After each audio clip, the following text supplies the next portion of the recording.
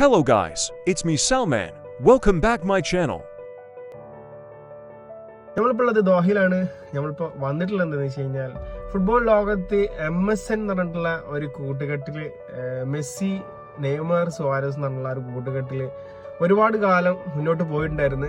അവര് ചാമ്പ്യൻസ് ലീഗും അതുപോലെ തന്നെ സ്പാനിഷിലൊക്കെ ഒരുപാട് ട്രോഫികളൊക്കെ അടിച്ചിട്ടുണ്ടായിരുന്നു. ഫസ്റ്റിൽ നമ്മൾ ഖത്തറിൽ വന്ന സമയത്ത് ബാഴ്സലോണ ടീം ഖത്തറിൽ വന്ന് ആ ഒരു കൂട്ടുകെട്ട് നമ്മൾ ഫസ്റ്റിൽ നേരിട്ട് കണ്ട് ഒരുപാട് ലെജൻഡ് പ്ലേയേഴ്സിനെ നമുക്ക് നേരിട്ട് കാണാൻ പറ്റി. മെസ്സി ആയാലും നെയ്മർ ആയാലും സുവാരസ് ആണെങ്കിലും അതുപോലെ തന്നെ ലെജൻഡ് പ്ലേയേഴ്സ് ആയിട്ടുള്ള ക്രിസ്ത്യാനോ റൊണാൾഡോ അവരൊക്കെ കളി നമ്മൾ TV കണ്ട ഒരു കാലഘട്ടത്തിൽ പെട്ടെന്ന് സുപ്രഭാതത്തിൽ നേരിട്ട് കാണാനുള്ള ഒരു അവസരം കിട്ടിയപ്പോൾ അത് വല്ലാത്തൊരു സിറ്റുവേഷൻ ആണ്. അതിങ്ങനെ കളി കാണുന്ന സമയത്ത് നമുക്ക് തന്നെ പ്രത്യേക ഒരു ഫീൽ ആയിരുന്നു.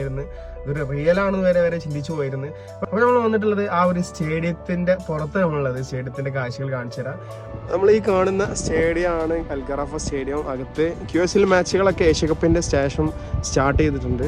മെസ്സി, സുവാരസ്, നെയ്മറിന്റെ ആ കൂട്ടുകെട്ട് നമ്മൾ ഡയറക്റ്റ് ആയിട്ട് വീക്ഷിച്ച ആ ഒരു സ്റ്റേഡിയമാണ്. അന്ന് ഖത്തർ എയർവേസിന്റെ സ്പോൺസർഷിപ്പിൽ സൗദി ക്ലബ്ബായിട്ടുള്ള അൽ അഹിലും അതുപോലെ തന്നെ ബാഴ്സലോണയുടെ ഒരു മാച്ച് ഉണ്ടായിരുന്നത് 4-3 സ്കോറിൽ വിജയിക്കുകയും ചെയ്ത് മെസ്സി, നെയ്മറൊക്കെ ഗോൾ അടിച്ചിട്ടുണ്ടായിരുന്നു. സ്റ്റേഡിയത്തിന് പ്രത്യേകമായിട്ടുള്ള ഒരു പ്രത്യേകത ഒന്നുമില്ല.